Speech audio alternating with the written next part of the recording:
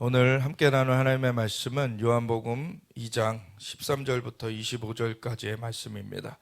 우리 여호와의 처소에 대해서 계속 보아나가고 있는데 세 번째 시간인데 오늘은 특별히 또 부활주일이에요.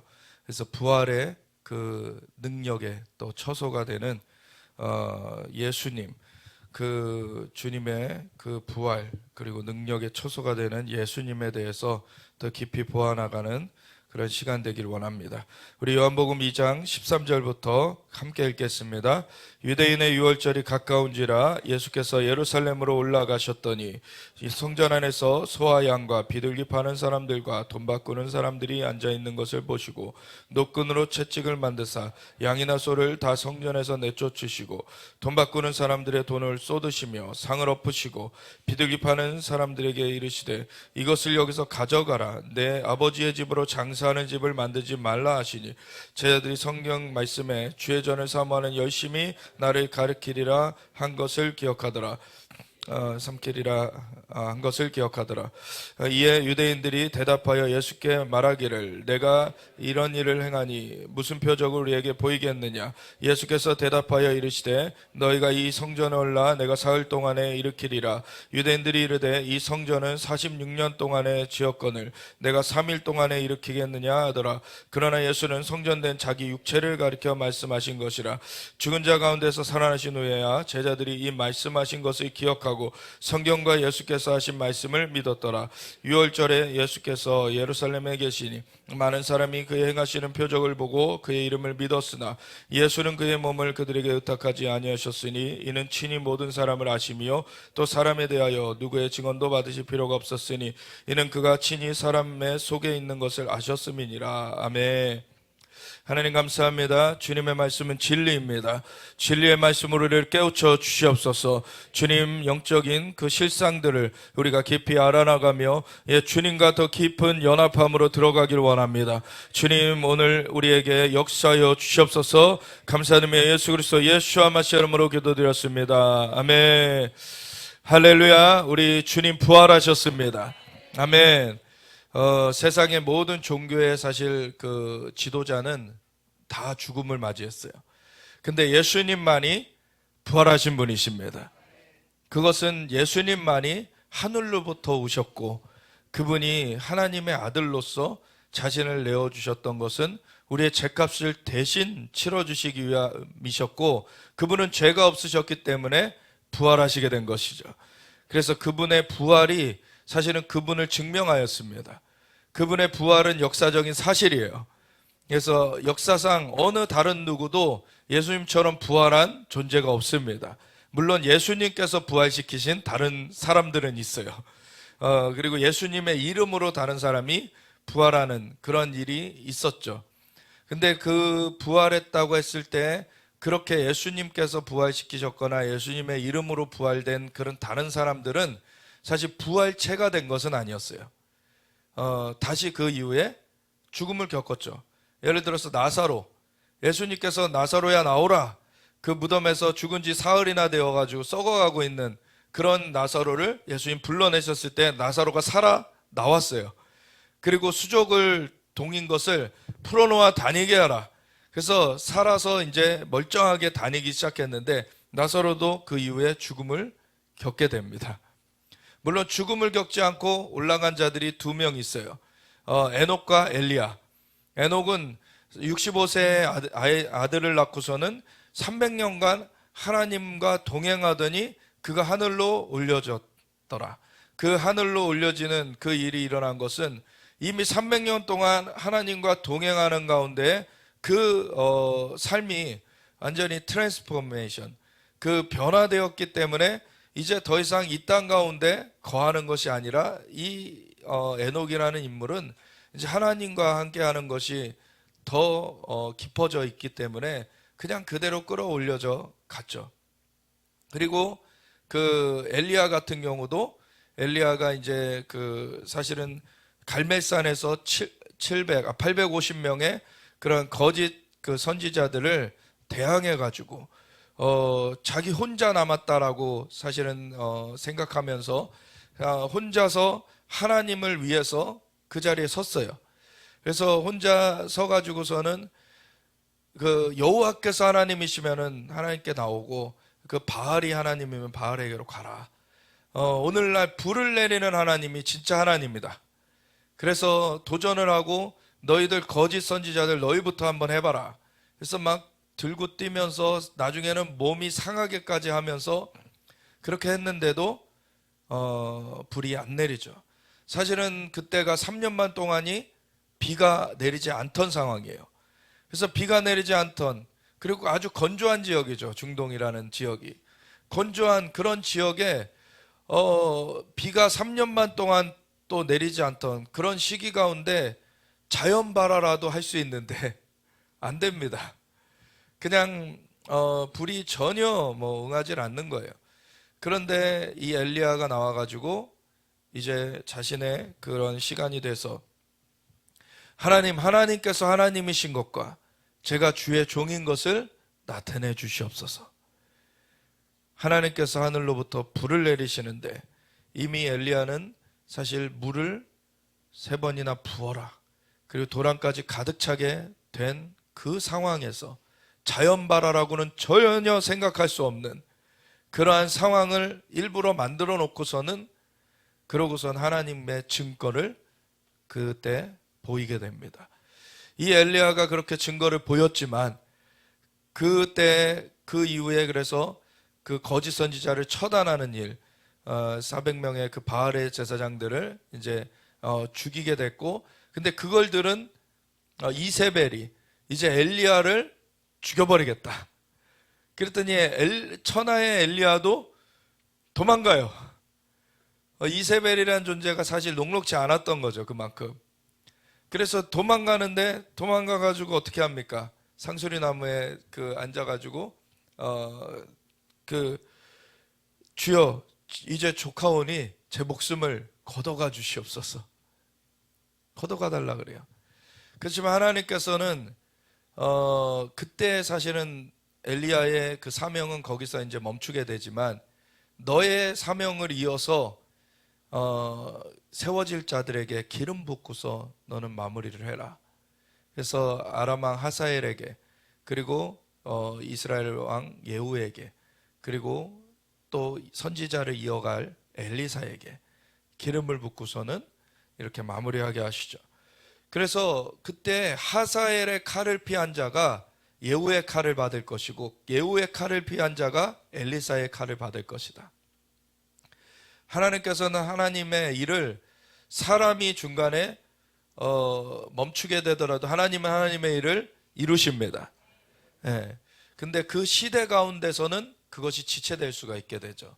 그 시대 가운데서는 사람의 그 삶 가운데서는 어려운 일이 또 생겨날 수가 있죠. 그렇지만 하나님은 하나님의 일을 온전하게 이루시게 되는데, 그렇게 해서 하사엘, 예후, 그리고 엘리사에게 기름을 붓게 하시고서는 엘리야를 이제 승천하게 하시려고 하나님께서 이미 엘리야를 사실은 부르신 것이 성경에는 나와 있지 않지만 이미 엘리야는 알았을 것입니다. 그것을. 그래서 엘리야가 이제는 하나님께서 어디서 어떻게 하면 승천케 하시려는지 근데 엘리사는 계속 엘리야를 따라다녀요. 엘리야가 엘리사에게 너는 여기 있어라, 이제 그 길갈에서 너는 여기 있어라 하니까 엘리사가 아닙니다, 제가 끝까지 따라갈 겁니다. 그래서 여리고를 건너서 그 요단강을 건너서 여리고로 갔다가 또 베델로 갔다가 다시 내려왔다가 또 다시 이제 요단강 건너서 이제 갈 때 요단강 건너편 동쪽에서 이제 엘리야가 하늘로 끌어올려지게 되죠. 그럴 때 엘리야여 엘리야여, 그 아버지여 아버지여 그럽니다. 아버지여 아버지여, 그 이스라엘의 병과 마병이요. 엘리야가 있을 때에는 사실 이웃 나라들이 함부로 쳐들어올 수가 없었던 거죠. 이스라엘이라는 나라가 군사력에 의해서 지켜진 게 아니라 하나님의 음성을 듣고 순종하는 이 선지자에 의해서 지켜졌습니다. 네, 그렇게 지켜졌었던 그런 시기가 지나가 버리고 이제는 엘리야가 들려 올라갔는데, 그 다음에 이제 이어받은 엘리사가 그 병과 마병이요. 그러면서 자기의 이제 부르심을 시작해야 되는 그런 부담감이 있었죠. 그런데 그 올라가는 걸 보고 있을 때 그 올라감을 보면은 너가 구한 대로 그 갑절의 기름 부음을 받게 될 것이다. 그래서 갑절의 기름 부음을 받았는데 이제 떨어진 그 엘리야의 겉옷을 가지고서 요단강 물을 치니까 물이 갈라져 버려요. 사실 엘리야가 요단강 물을 갈라치고서는 동편으로 넘어갔었는데 이제는 그 동편에서 엘리사가 그 겉옷을 잡고서는 갈라치니까 이제 요단강이 갈라지면서 이제 사람들이 다 알게 되죠. 이제 엘리야에게 임했던 그 기름 부음이 이제 엘리사에게 임하였구나. 그리고 그 다음에 여리고에 들어가서 쓴물이 된 거를 소금을 가져다 뿌리고서는 이제 단물로 바꿔버리고 그러한 일로부터 시작해가지고 정확하게 엘리야가 한 기적의 2배를 해요. 그래서 엘리야가 1명 살렸어요. 죽은 자를. 근데 엘리사도 살아 있을 때는 1명 살렸거든요. 근데 나중에 엘리사의 그 무덤에 이렇게 죽은 자가 이렇게 던져졌을 때 그 자가 살아나는 일이 있게 되죠. 그래서 2명을 살리게 되고 그 기적들을 2배로 행하게 됩니다. 어쨌든 그런 것은 좀 격가지의 얘기인데 이제 엘리야가 그렇게 하늘로 올려지게 되는, 그래서 불 수레가 와가지고서는 이렇게 끌고 올라가게 되는 일이 있어서 에녹과 엘리야 이 2자가 사실은 죽음을 보지 않고 끌어올려졌죠. 그런데 사실은 원래 하나님께서 인간을 디자인하실 때 인간에게 원래 죽음이 있지 않았었죠. 원래는 인간은 죽음을 겪는 존재가 아닌 걸로 창조가 됐어요. 에덴의 동산에 거하면서 하나님을 예배하면서 하나님과 계속 만남을 가지면서 이 땅을 정복하고 통치하는 통치자로서 계속해서 살아가게끔 인간은 만들어졌었습니다. 하나님의 형상과 모양을 따라 만들어 놓은 인간은 하나님의 그 생기, 그 흙으로 사람을 빚으시고 그 코끝에 생기를 불어넣으시니 생명이 된지라. 그래서 그 생명이 되어가지고 이제 계속해서 살아갈 수 있는 존재로서 사실 지어졌던 거예요. 특별히 그 창세기 2장 7절의 말씀, 그 생기를 불어넣었다는 그 말씀이 올해 2023년의 말씀이기도 합니다. 그러면 올해 23이라는 숫자가 사실 그 생기의 그 게마트리아, 그 숫자가 돼요. 그래서 히브리어를 그 숫자 값이 히브리어에는 각각 다 있는데 그 생기라는 단어의 숫자 값을 조합하면 23이 나오거든요. 그래서 올해 같은 경우는 그래서 생기가 강력하게 불어지는 해가 될 것이다. 이런 거를 우리가 기대하고 있는 것이고 그렇게 진행이 되어 가고 있습니다. 그래서 우리 인간에게는 원래는 생기를 불어넣어서 생명이 되게 하셨기 때문에 우리는 죽음을 보지 않고 원래 살아가는 존재였어요. 근데 이 풍선에 바람이 빠지듯이 죄를 지었을 때 구멍이 생겨난 것이죠. 구멍이 생겨나고 생기가 빠져나가게 된 거예요. 그 생기가 빠져나가게 되면은 인간은 그냥 흙덩어리에 불과하게 돼요. 여전히 기능은 하고 있지만 생기가 있느냐 없느냐는 완전히 다른 생명이 돼버립니다. 생기가 같이 있으면은 하나님의 형상이 함께하는 것이고 하나님의 형상이 함께하면서 영원한 생명으로 살아가게 되는 것이지만 생기가 없으면은 그냥 일반 다른 짐승과 다를 바 없이 그냥 났다가 죽으면 그 몸은 흙으로 돌아가게 되고 그리고 죽어진 영혼은 영원한 형벌 가운데로 영원한 그 어둠 가운데로 그냥 떨어지게 돼버리는 그러한 존재가 돼버리죠. 그래서 영원한 생명, 그 생기를 가졌느냐 안 가졌느냐가 중요한 겁니다. 예수님은 하나님의 아들이시고 하나님과 하나이신 분이세요. 그래서 성부 하나님, 성자 예수님, 그리고 또 한 분 성령 하나님이 삼위일체 되시는 하나님이십니다. 그래서 예수님은 성령으로 충만하시고 예수님이 성령과 하나이세요. 그 하나님, 성부 하나님과도 하나이신 그분이 이 땅 가운데 자신을 제한하고 와주셨습니다. 자신을 인간의 그 틀에 자신을 담으시고서는 제한되셔 이 땅 가운데 살아가셨어요. 그래서 성령으로 잉태되셨는데 사람의 씨를 갖고 태어난 게 아니라 남자의 그 씨가 없이 그냥 성령의 그 잉태케 하심으로 성령의 씨로 이제 그 처녀의 몸에서 자라나셔서 그렇게 처녀의 몸을 그 태를 그냥 이용하셨던 거죠. 사실은 이용하셔서 그 예수님께서 태어나셔가지고 이 땅 가운데 사실 때에는 몸은 인간의 몸을 그대로 똑같이 가지고 사셨고 그리고 그 몸 가운데서 제한되셔서 사셨어요. 그래서 아픔을 느끼셨고 통증을 느끼셨죠. 그리고 배고픔을 예수님도 느끼셨어요. 그래서 40일 금식하고서 진짜 줄이셨어요. 그것을 틈타고서 마귀가 시험을 하려고 했었죠. 그 40일을 금식했으니 얼마나 줄였겠습니까? 그러니까 너가 하나님의 아들이거든 이 돌을 명하여 떡덩이가 되게 해봐라. 그렇게 너를 증거해봐라 라고 했지만 그것은 증거하라고 실제로 하는 얘기가 아니라 하나님의 아들이 그 지위를 오히려 떨구려고 하는 그러한 트랩이었죠. 사람에게 마귀가 그렇게 유혹을 할 때에도 이미 하나님의 형상, 하나님의 생기를 가진 사람을 이 선악과를 먹으면은 하나님과 같이 될 것이다라 그랬어요.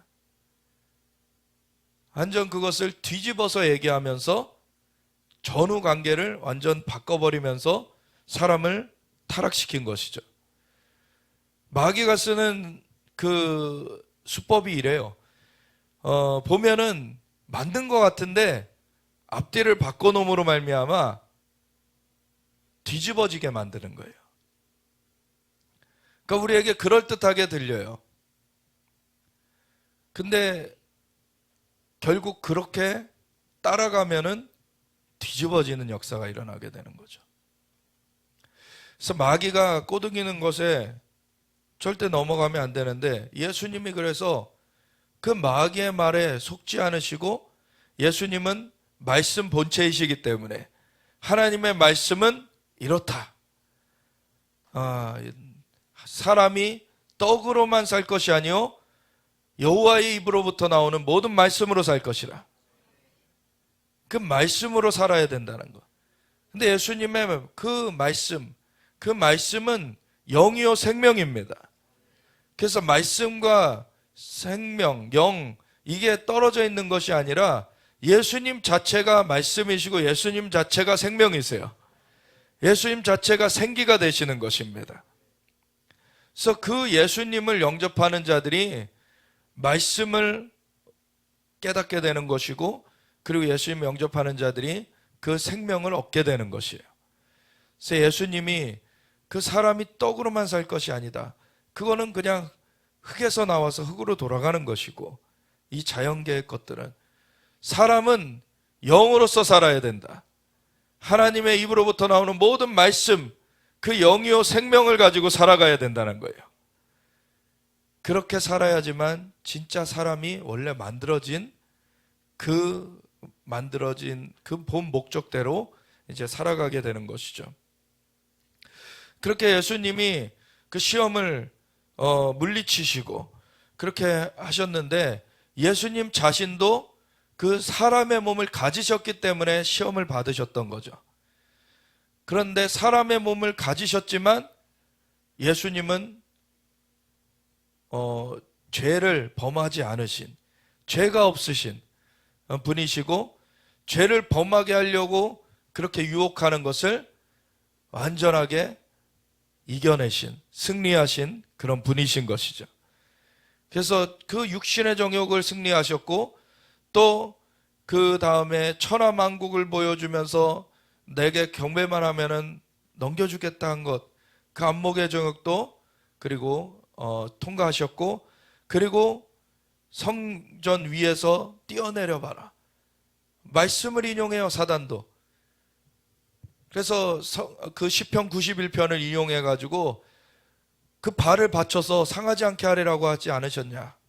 그러니까 뛰어내려 봐라.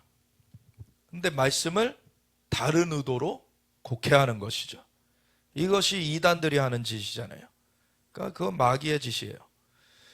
그렇게 해가지고서는 예수님을 이렇게 사단이 유혹하지만, 시험하지만 예수님은 그것에 전혀 넘어가지 않습니다. 그것도 물리치세요. 이생의 자랑을 물리치셨습니다. 그래서 인간의 육신을 갖고서는 사실은 그 제한을 두고 자신이 와주셨는데, 그 제한 가운데 다가오는 그 유혹들을 다 예수님은 물리치셨어요.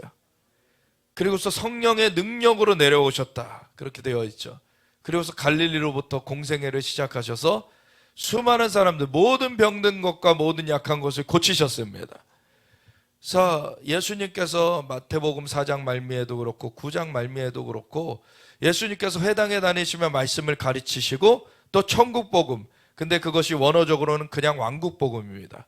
그 왕국복음을 전파하시고 그리고 모든 병든 것과 모든 병든 자들과 모든 약한 것을 고치셨다. 아멘.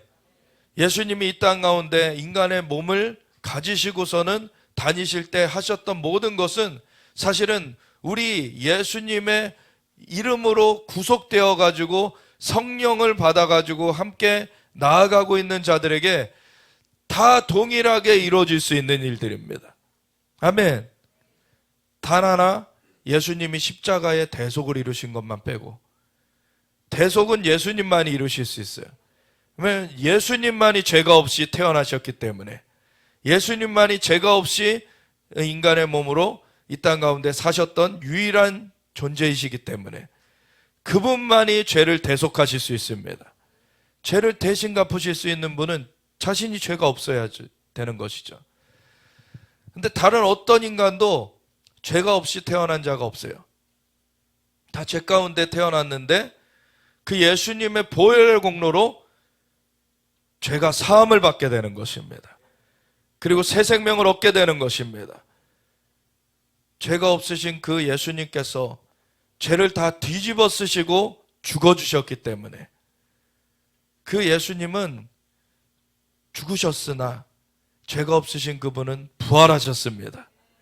그리고 우리의 부활의 산 소망이 되셨습니다. 그래서 자신이 죄가 없이 그 죽었다가 남의 죄를 오히려 대속하시는 그 죽음을 겪으시고서는 살아난 분, 그분은 예수님뿐이 없으세요. 다른 어떤 존재도, 그 에녹이나 엘리야도 죽음을 보지 않고 올려졌지만 그거는 하나님께서 동행하심으로 말미암아 그들을 변화시켜 가셔서 이렇게 끌어올리셨고, 그리고 다른 그 죽었다가 살아난 자들은 이제 예수님께서 살리셨거나 나사로와 같이, 아니면 예수님의 이름으로 나중에 살아나게 되는 그런 사람이 있어 왔지만, 그 어느 누구도 사실 죄가 없이 태어났다가 다른 사람의 그 죄를 뒤집어 쓰고 대속을 하고서는 살아난 그 존재가 예수님 외에는 없는 것입니다. 오직 예수님만이 그 대속과 부활을 이루신 분이세요. 그래서 그분을 믿어야지만이 구원을 얻게 되는데, 예수님이 그 대속과 부활을 이루시기 전에 이제 갈릴리에서 공생애 하시던 것을 3년만 동안 하시다가 이제 마지막 그 1주간을 남기고서는 이제 유월절을 앞두고서 예수님이 예루살렘으로 입성을 하시죠. 그래서 유월절 엿새 앞둔 때에 입성을 하실 때 이제 나귀를 타고 입성을 하십니다. 그 예수님을 사실 그 나귀를 얻는 것부터가 다 초자연적이죠. 보면은 저기 가서 베다니 마을 가가지고 그 아무도 타지 않은 나귀를 갖고 와라. 주인이 왜 갖고 가느냐 그러면은 주가 쓰시겠다고 해라. 그런 것들이 초자연적으로 이루어지면서 이제 나귀를 타고서 입성하시는데, 그것은 스가랴서 9장 9절에 그는 겸손하여서 나귀를 타실 것이라, 그 메시아에 대한 예언이 성취되는 것이었어요. 그리고 예수님이 입성하실 때 사람들이 고침받은 사람이 수없이 많았을 때였고, 수많은 기적들을 예수님이 행하신 것을 봐왔어요. 그러니까 예수님이 메시아신 것을 이렇게 생각하면서 수많은 사람들이 종려나무 가지, 그 야자나무 가지를 흔들면서 호산나 호산나, 그 메시아에 대한 고백을 하면서 겉옷을 길가에다가 막 펼치면서 예수님의 그 입성을 맞이하였습니다.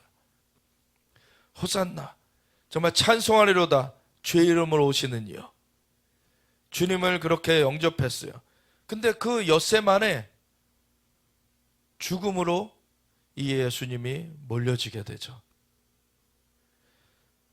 근데 그런 과정 가운데 사실 그 중간에 예수님은 한편으로는 이 유대의, 특별히 그 예루살렘에 있는 그 종교의 도시 아닙니까?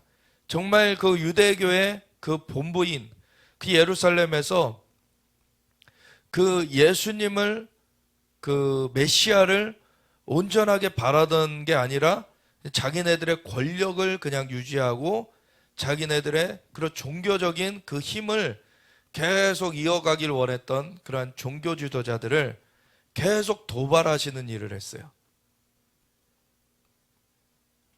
그것이, 물론 예수님은 바른 온전하신 분이시기 때문에 그러한 잘못된 것들에 대해서 바른 말을 분명히 하시는 분이시지만, 어떤 때에는 아직 시기가 되지 않았을 때는 그것을 아직 행하지 않고 계셨었어요. 본인이 해야 될 것들을 먼저 하셨습니다. 갈릴리에서 이렇게 공생애를 하시면서 사람들 치유하시고 가르치시고 제자들 세우는 거를 계속 집중하셨었죠. 근데 마지막 그 6일 동안에는 완전히 그냥 유대의 그 종교 지도자들을 사실 완전 도발해가지고 그들이 소위 미쳐 날뛰게끔 하시는 거에 집중하셨던 것 같아요. 꼭 일부러 그러신 또 측면이 있는 것입니다. 그분 자체가 올고지시기 때문에 당연히 해야 될 말을 하신 것이면서도 시점상 그거를 불어 어떻게 보면 집중해서 그 기간 동안에 하셨어요. 그 중에 하나가 지금 이 종교 지도자들만이 아니라 그들과 같이 더불어서 그 권력을 누리던 자들, 그 이권을 차지하던 자들을 향하여서 이 요한복음 2장 13절부터 보면, 유대인의 유월절이 가까운지라 예수께서 예루살렘으로 올라가셨더니 성전 안에서 소와 양과 비둘기 파는 사람들과 돈 바꾸는 사람들이 앉아있는 것을 보시고 노끈으로 채찍을 만드사 양이나 소를 다 성전에서 내쫓으시고 돈 바꾸는 사람들의 돈을 쏟으시며 상을 엎으시고 비둘기 파는 사람들에게 이르시되 이것을 여기서 가져가라, 내 아버지의 집으로 장사하는 집을 만들지 말라 하시니. 그동안에 3년 반의 공생의 기간 동안에 성전에 여러 번 올라가셨습니다. 절기 때마다 올라가셨죠. 절기 때 올라가셨고, 그래서 여러 번 올라가셨는데 그때는 이 일을 하지 않으셨어요. 마지막 그 6일 그 남기고서는 이런 일들을 하고 계시는 것입니다. 이젠 때가 된 것이죠. 예수님 일부러 자신의 죽음을 재촉하고 계셨어요. 근데 자신의 죽음을 재촉하는 길과 또 다른 한편으로는 성전을 깨끗하게 하는 일이 맞닿아 있는 거예요. 성전을 깨끗하게 하는 일. 제자들이 성경 말씀에 주의 전을 사모하는 열심히 나를 삼키리라 한 것을 기억하더라. 이에 유대인들이 대답하여 예수께 말하기를 내가 이런 일을 행하니 무슨 표적을 우리에게 보이겠느냐. 그랬더니 예수님이 이렇게 말씀하십니다. 예수께서 대답하여 이르시되 너희가 이 성전을 헐라 내가 사흘 동안에 일으키리라. 아멘. 예수님 자신의 죽음과 부활, 그리고 성전이 깨끗하게 되는 것, 이것이 연결되어 있는 것입니다. 근데 아까 얘기를 드렸듯이 원래 인간은 코끝에 생기를 불어넣어 생명이 되게 하나님이 만드셨습니다. 근데 범죄함으로 그 생기가 빠져나가게 됐어요. 그 생기가 다시 돌아오지 않으면 사람은 살 수가 없습니다. 그 생기가 돌아오게 되려면 그 집이 깨끗하게 돼야 돼요. 그 집이 깨끗하게 되는 것은 스스로 할 수가 없습니다. 죄가 이미 있는 자가 아무리 그걸 씻어내려고 해도 자기에게 죄가 묻어있기 때문에 씻어지지가 않아요.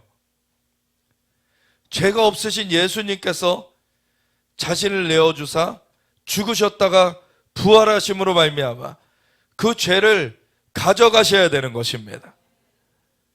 그렇게 돼야만 죄가 해결되는 거예요. 이 성전을 깨끗하게 하는 일. 그래서 사람들의 속에 그 더럽혀진 것을 깨끗하게 자신의 죽음으로써 그거를 이루시고서는 부활하신 예수님은 40일 동안 살아계심을 나타내시면서 하나님 나라의 일들을 말씀해 주시고서는 승천하시고서 10일이 더 지나 오순절 이르렀을 때 성령을 부어주셔서 이제 새롭게 된 그 집안에 생기가 다시 부어지게 하셨어요. 다시 생명이 되게 하셨습니다. 사람이 이렇게 다시 살아나게 된 거예요. 우리가 다시 하나님의 형상을 회복하게 되었습니다. 너희가 이 성전을 헐라 내가 사흘 동안에 일으키리라. 원래 이 육신이 이제 끝나게 되면은 한 번 죽는 것은 사람에게 정해진 바요. 그 이후에는 심판이 있으니 심판이 이루어집니다. 죄가 있는 자는 다 죄가 있기 때문에 범죄한 그 까닭에 영원한 형벌로 가게 돼 있어요. 근데 예수님은 죄가 없이 죽으셨어요. 죄가 없이 죽으신 그분은 형벌로 가지 않았죠. 물론 무덤 가운데 묻히셨습니다. 그리고 옥에 가셨어요. 그런 지옥이라고 할 수가 있죠. 지옥에 가셔서 근데 하신 일은 지옥에 가서 심판을 선포하고 오셨어요. 이제 형벌이 있는 것에 대해서. 지옥은 이미 범죄한 자들이 가는 곳이잖아요. 그곳에 가서 심판을 선포하시고, 그렇지만 다른 한편으로는 그 지옥의 문을, 그 열쇠를 가지고 오셨어요. 이제 사람들을 그냥 구원 얻지 못하고 그냥 지옥으로 끌려가는 것이 아니라 구원의 복음을 듣고서 살아날 수 있도록 예수님은 마귀의 머리를 깨트리시고 지옥의 열쇠를 가지고 예수님은 부활하셨습니다. 그 예수님이 부활하셔서 우리의 산 소망이 되셨어요. 성전이 헐려졌고 그 예수님의 그 몸이 헐려졌지만 그 죽음, 사흘 동안의 죽음의 기간 가운데 그 무저갱의 그 지옥의 그러한 일들을 행하시고서는 다시 부활하셔서 예수님은 승리자로서 쓰셨습니다. 유대인들이 이르되 이 성전은 46년 동안 지었거늘, 이거는 원래 바벨론 포로로 갔다가 다시 돌아왔을 때 수룹바벨의 지도하에 이제 성전 재건이 시작되어 가지고 아주 초라하게 성전이 재건됐어요. 그것을 보는 자들은 그 70년 만에 바벨론 포로기에서 돌아왔기 때문에 나이가 아주 많은 사람들은 과거에 솔로몬 성전을 봤던 자들이죠. 그러니까 솔로몬 성전에 비하면 얼마나 초라하게 이 성전이 재건된 그런 모습을 보고서는 한탄하고 있을 때 학개서 2장 9절에 이런 말씀을 하죠. 이전에 나중 영광이 이전 영광보다 클 것이다. 아멘. 그런데 그 의미는 그냥 건물이 화려해진다는 얘기가 아닌 것이에요. 이 성전의 의미는 각 사람의 속을 성전으로 회복하시겠다는 것이죠. 나중 영광이 이전 영광보다 크리라. 아멘. 하나님 자신이 이제 거하시는 성전으로 각 사람을 회복하신 것입니다. 그래서 그 초라하게 지어졌던 성전이 나중에는 헤롯 왕 시대에 헤롯 왕이 건축 광이기도 했죠. 원래는 이두메 사람, 에돔 사람이에요. 에돔 사람인데 그 유대 여자와 결혼을 해요. 그래가지고서는 로마한테 아부를 해가지고 그 유대 지경의 그 이스라엘의 그 통치자로 분봉왕으로 그렇게 통치를 하게 됩니다. 그런데 그 헤롯이 이 유대인들을 관할해야 되니까 유대인들의 환심을 사기 위해서 이 성전을 크게 지어주겠다. 그래서 성전 공사를 해요. 그래서 오늘날에도 통곡의 벽 가보면요, 통곡의 벽은 성전의 벽이 아니죠. 성전은 예수님께서 말씀하신 대로 돌 위에 돌 하나도 남겨지지 않고 다 무너뜨려지리라 한 대로 AD 70년에 로마군에 의해서 완전히 헐려버렸어요. 근데 지금의 통곡의 벽은 성전 터의 서쪽 벽이 일부 남아있는 거예요. 근데 성전 터가 엄청 크게 사실은 지어진 거죠.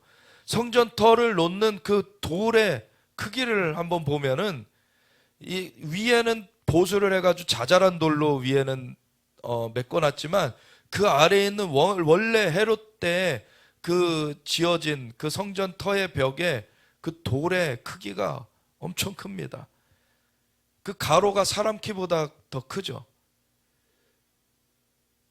네, 저기 옆에 네, 사람하고 비교해 보세요. 크기를 한번. 엄청 커요. 저런 돌 하나 옮기려면 얼마나 저게 무겁고, 사실 저거를 엄청 많이 옮겨야 되는데 어떻게 저거를 또 옮겼을까 하는 것도 사실 미스테리한 부분입니다.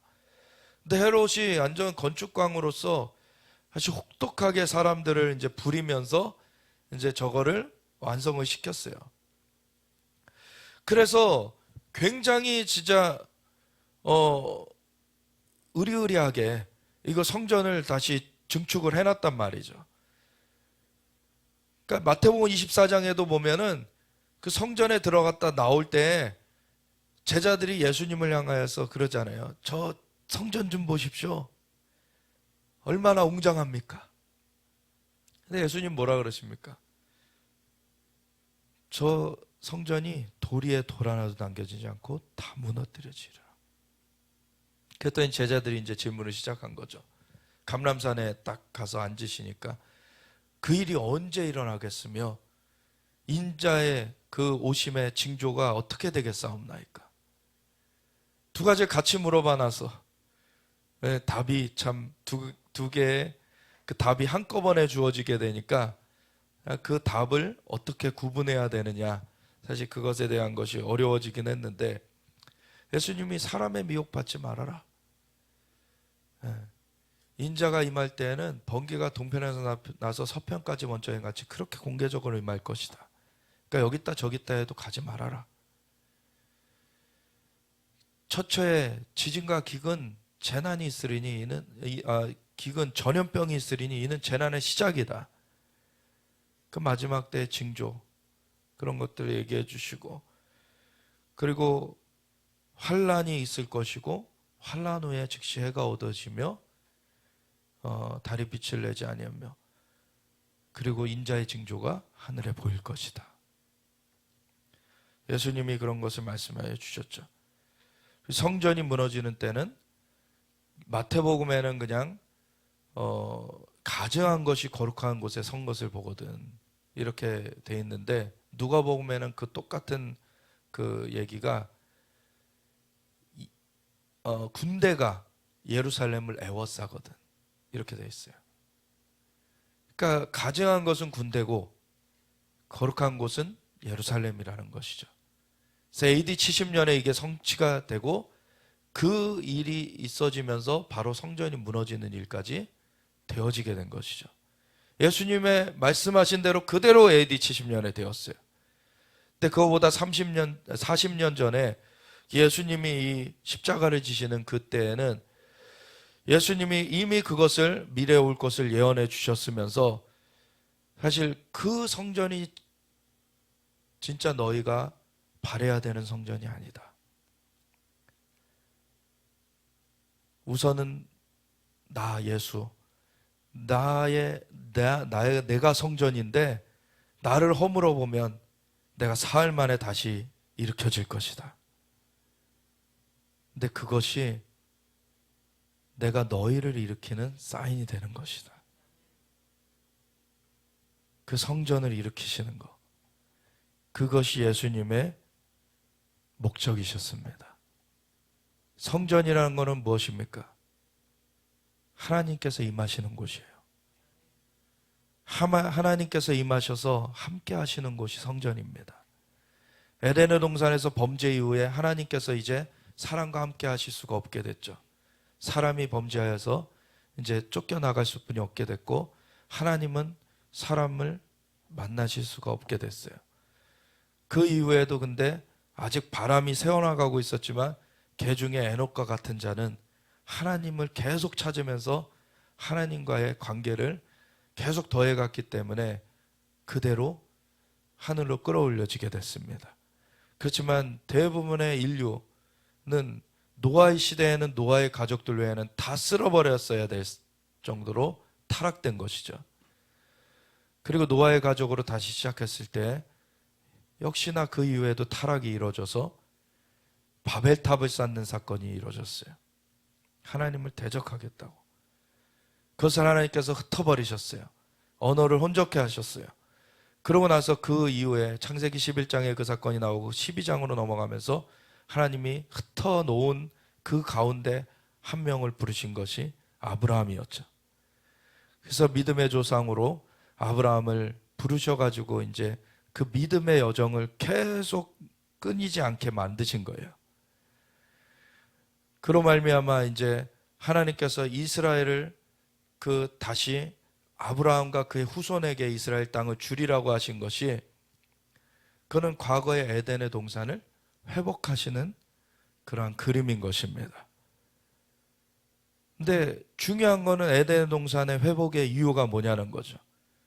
그건 바로 하나님께서 사람 가운데 거하시기를 원하시는 거예요. 에덴의 동산에서는 하나님이 그 동산을 거니시면서 사람과 함께 하셨습니다. 그것이 깨어졌어요. 근데 그 이후에 아브라함을 부르셨고 아브라함과 이삭과 야곱에게 동일하게 약속을 주셨어요.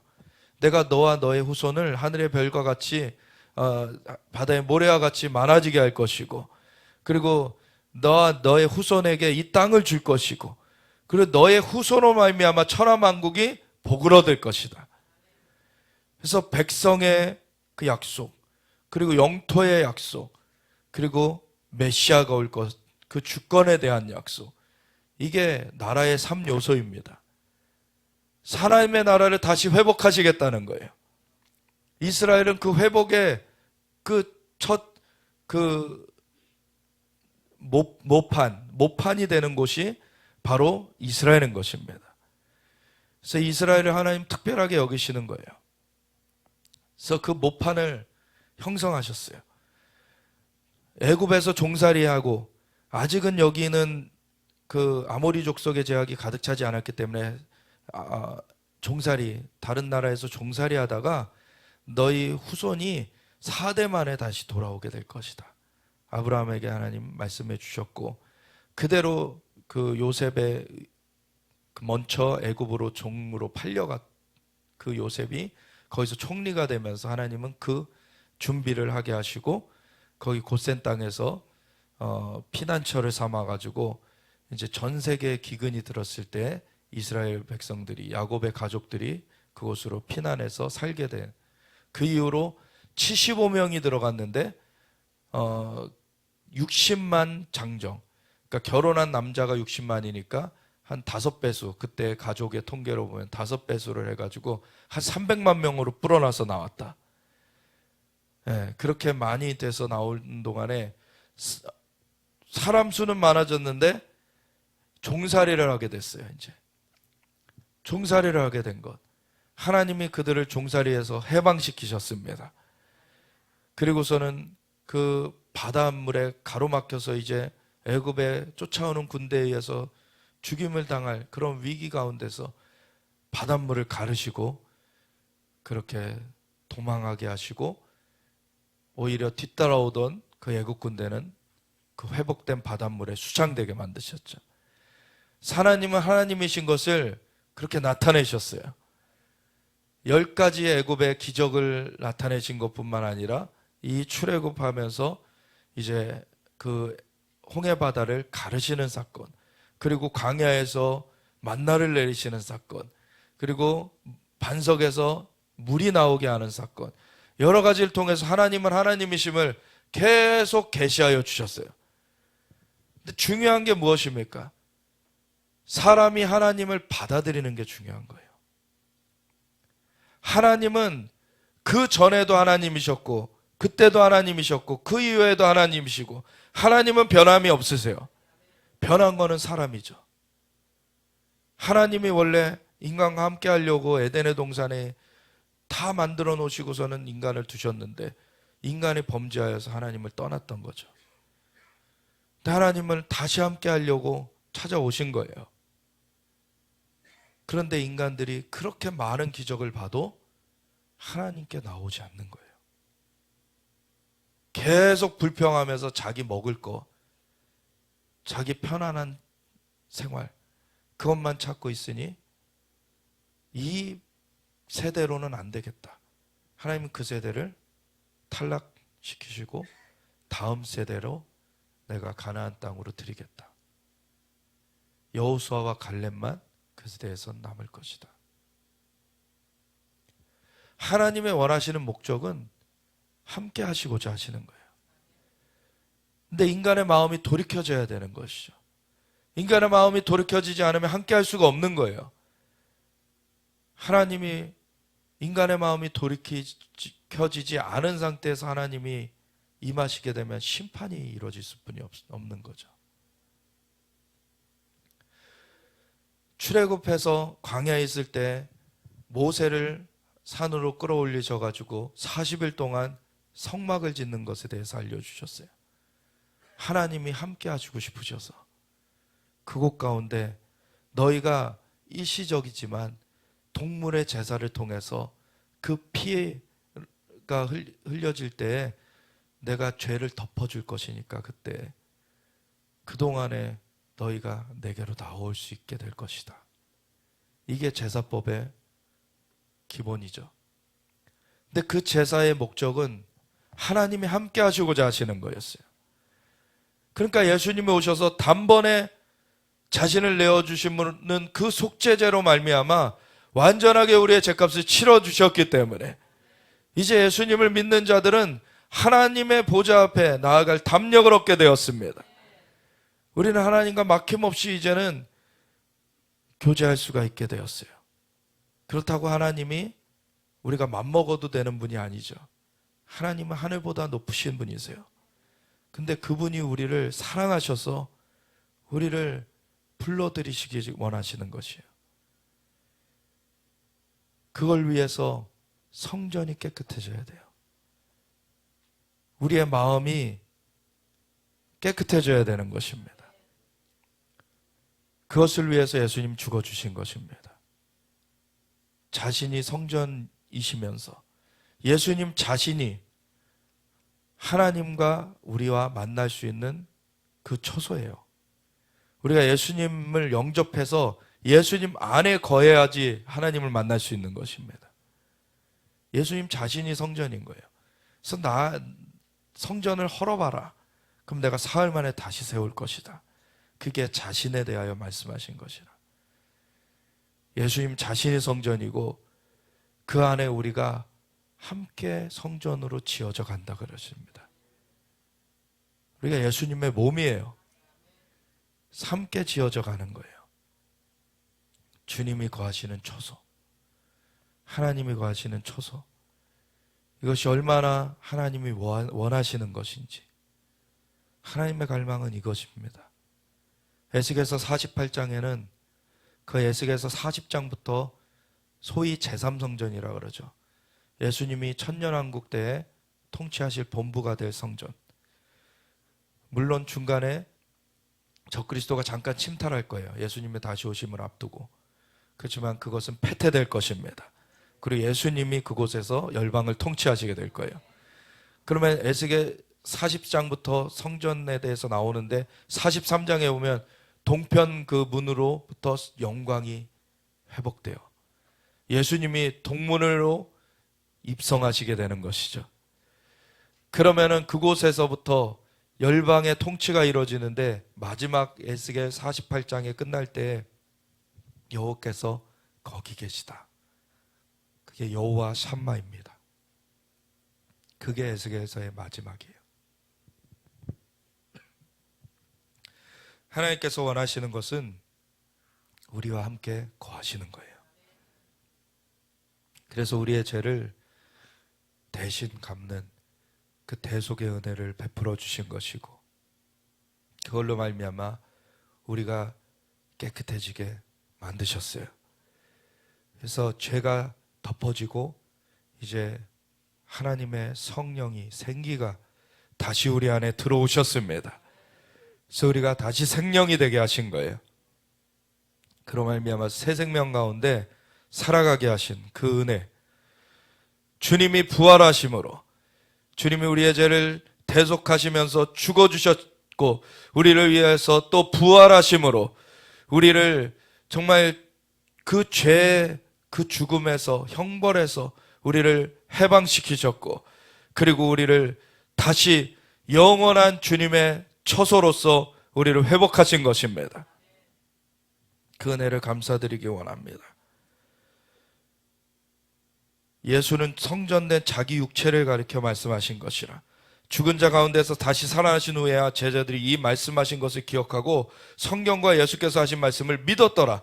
이제야 이해가 되는 것이죠.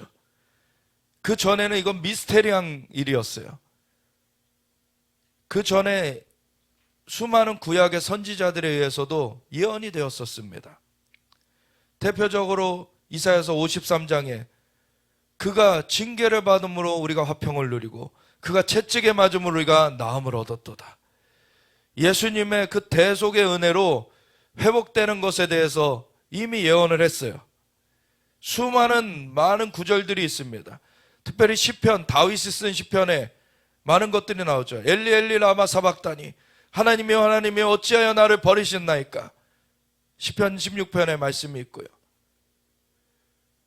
그 예수님이 어떻게 우리 가운데 오시게 되는지를 많은 선지자들에 의해서 예언케 하셨어요.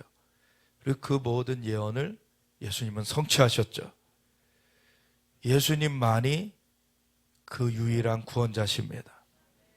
그분으로 말미암아 성전이 깨끗하게 되는 일, 그 물리적인 성전을 넘어서서 이제 우리 한 영혼, 한 사람 한 사람이 정결케 되고 살아나게 되는 일이 이루어지게 되는 것이죠. 6월절에 예수께서 예루살렘에 계시니 많은 사람이 그의 행하시는 표적을 보고 그의 이름을 믿었으나 예수는 그의 몸을 그들에게 의탁하지 아니하셨으니 이는 친히 모든 사람을 아심이요. 예수님이 하나님이십니다. 모든 사람을 예수님이 아셔요. 또 사람에 대하여 누구의 증언도 받으실 필요가 없었으니 이는 그가 친히 사람의 속에 있는 것을 아셨습니다. 사람의 속을 아십니다. 그리고 그 사람의 속을 바꿔놓으시려고 예수님이 십자가를 지신 거예요. 그리고 부활하신 것입니다. 예수님이 부활하신 것, 예수님이 십자가를 지신 것, 역사적인 사실입니다. 예수님은 이 일을 이루셨어요. 그래서 우리가 새 생명을 얻게 하셨습니다. 우리가 성전이 되게 하셨어요. 하나님이 임하실 수 있게 하셨습니다. 우리 안에 그래서 성령님이 오시게 되었어요. 이것이 얼마나 큰 은혜인지. 하나님이 우리와 함께 하십니다. 내 안에 계신 분이 세상에 있는 자보다 크십니다. 예수님의 십자가 대속과 부활로 말미암아 이것이 가능해진 것입니다. 그리고 승천하신 예수님이 하늘로부터 성령을 보내주셨어요. 성령님이 우리 함께 하고 계시고 우리를 인도하여 가고 계십니다. 하늘에 계신 하나님은 만물 위에 계십니다. 만물을 만드신 분이시고 만물 위에 계신 분이 우리 속에 또한 임하셨어요. 얼마나 신비로운 일인가. 성령이 임하시면 너희가 내 안에, 내가 아버지 안에, 내가 또 너희 안에 있는 것을 너희가 알게 될 것이다. 이 신비를 모르는 자는 사실 구원을 얻지 못한 것입니다. 물론 아직 가르침을 못 받아서 깨닫지 못하는 것은 또 다른 얘기예요. 그런데 이단들은 사실 이런 실제적인 경험이 없으면서 자기네들이 구원받았다고 착각을 해요. 절대 그렇게 되지 않습니다. 실제로 하나님의 영으로 거듭나야지만 구원이 있습니다. 하나님의 영이 그 속에 거하셔야 됩니다. 성전이 회복되어져 있어야 됩니다. 이렇게 하신 주님을 찬양합시다. 예, 주님, 이렇게 주님 은혜 베풀어 주셔서 감사합니다. 예, 주님 성전을 깨끗하게 하시고 우리를 주님의 몸으로서 함께 지어져 가게 하심을 감사드립니다. 우리가 서로를 더 우리가 사랑하면서 함께 주님을 향한 사랑을 고백드리며 함께 나아가겠습니다. 주님 영광 받으시고 주님의 뜻을 우리를 통하여서 온전하게 이루어 가시옵소서. 우리 함께 주여 외치면서 같이 기도하며 나아가겠습니다. 주여